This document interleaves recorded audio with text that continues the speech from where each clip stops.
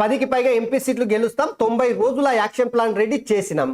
కిషన్ రెడ్డి కేంద్రంలో 3వసారి గెలిచి హ్యాట్రిక్ కొడతాం. అసెంబ్లీ ఎన్నికల్లో అనుకున్న రిజల్ట్ రాకున్నా ఓట్లు సీట్లు పెరిగినాయి. 28 రాష్ట్రానికి అమిత్ షా వస్తారని వెల్లడి. రానున్న లోక్సభ ఎన్నికల్లో రాష్ట్రంలో 10కి పైగా ఎంపీ సీట్లు గెలుచుకుంటామని కేంద్ర మంత్రి BJP state chief Kishan Reddy ధీమా వ్యక్తం చేశారు. లోక్సభ ఎన్నికల్లో పార్టీ గెలిపే లక్ష్యంగా 90 రోజులు యాక్షన్ ప్లాన్ రూపొందించామని తెలిపారు. మంగళవారం స్టేట్ ఆఫీస్ లో బీజేపీ రాష్ట్ర అధ్యక్షుడు కిషన్ రెడ్డి చెప్తున్నటువంటి ముచ్చట. సో ఒకటైతే నిజం, కేంద్రంలో బీజేపీ పార్టీ కనుక మళ్ళీ అధికారంలోకి వస్తుంది అనేటువంటి అంచనాలు ఉన్నటువంటి నేపథ్యంలో బీజేపీ పార్టీకి మొన్న అసెంబ్లీలో జరిగినటువంటి ఏదైతే పరాభవం, ఖచ్చితంగా పరాభవం, ఓట్లు సీట్లు పెరిగిండొచ్చు, కానీ చెతికిల పడింది అనడంలో ఎట్లాంటి సందేహం లేదు. ఎందుకంటే దుబ్బాక ఎన్నికల తర్వాత జిహెచ్ఎంసీ కార్పొరేషన్ ఎన్నికలు జరిగినప్పుడు, హుజురాబాద్లో ఉప ఎన్నికలు జరిగినప్పుడు గిట్లా బీజేపీ పార్టీ ఒకేసారి అమాంతం ఆకాశానికి పోయిండే. కానీ బీజేపీ పార్టీ పెద్దల తప్పిదాల వల్ల, వ్యూహాత్మక తప్పిదాల వల్ల, బ్లండర్ మిస్టేక్ల వల్ల తెలంగాణలో అధికారానికి రాకుండా బీజేపీ పార్టీ చెతికిలబడ్డది. దీనికి ప్రధానంగా 2-3 కారణాలు చెప్పుకోవచ్చు. ఒకటి, ఢిల్లీలో సారదంద చేసినటువంటి కల్వకుంట్ల కవితకు సంబంధించి అరెస్టు అవుతుంది, ఎన్ని చేసినా ఎన్ని రకాలుగా కేసీఆర్ తప్పించుకోవాలని చూసినా ఖచ్చితంగా జైల్లో ఊచోలు లెక్క పెట్టాలని చెప్పేసి బీజేపీ పార్టీకి సంబంధించినటువంటి కీలకమైనటువంటి నేతలు అనేక సందర్భాలలో ఈ ఢిల్లీ లిక్కర్ స్కామ్కు సంబంధించి ప్రస్తావన చేస్తూ మీడియా సమావేశాలు, వివిధ సభల్లో రకరకాలుగా తెలంగాణ ప్రజలు ఒక భావోద్రేకాన్ని, కేసీఆర్ బిడ్డ ఇంత సారదందలో అడ్డంగా దొరికింది కదా, బీజేపీ వాళ్ళు అరెస్ట్ చేస్తే కనుక నిజంగానే వీళ్ళు అవినీతి చేసిరు అనేటువంటిది బట్ట బయలయ్యేటువంటి అవకాశం లేదు. కానీ ఈడీ పేరు మీద, సిబిఐ పేరు మీద విచారణకి పరిమితమైన తప్పిస్తే అరెస్టు కాలేదు.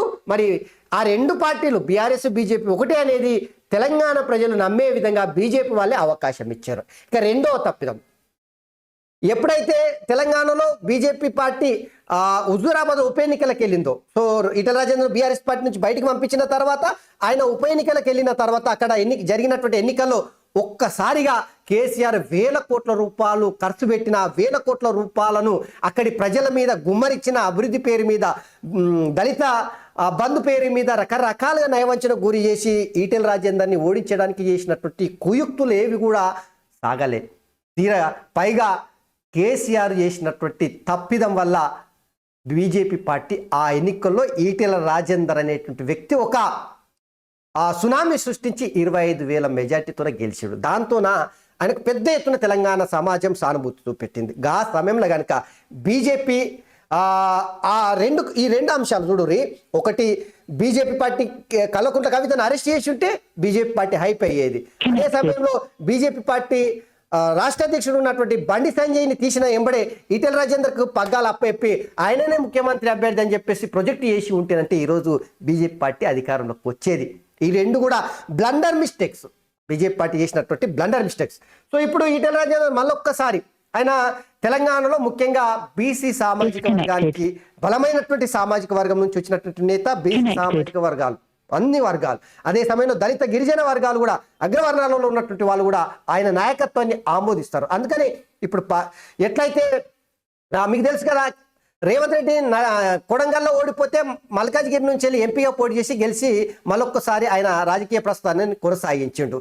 అట్లనే కవిత నిజామాబాద్ ఎంపీగా ఓడిపోతే ఎమ్మెల్సీగా గెలిచి మళ్ళొక్కసారి ఆమె ముందుకెళ్ళేటువంటి ప్రయత్నం చేసింది. సో ఇట్లా కోమటిరెడ్డి వెంకటరెడ్డి నల్గొండ శాసనసభ నుంచి వెళ్ళి పోటీ చేసి ఓడిపోయి మళ్ళీ పార్లమెంటుకు భువనగిరి నుంచి పోటీ చేసి గెలిచి మళ్ళొక్కసారి ఆయన ముందుకెళ్ళి. సో ఈసారి కనుక ఈటెల రాజేందర్ కనుక ఈ మల్కాజ్గిరి నుంచి వెళ్ళి ఎంపీ పోటీ చేసేటువంటి అవకాశం ఇస్తే బీజేపీ పార్టీ మల్కాజ్గిరిలో గెలిచేటువంటి అవకాశం ఉంటుందని చెప్పేసి నేను చెప్తలేను.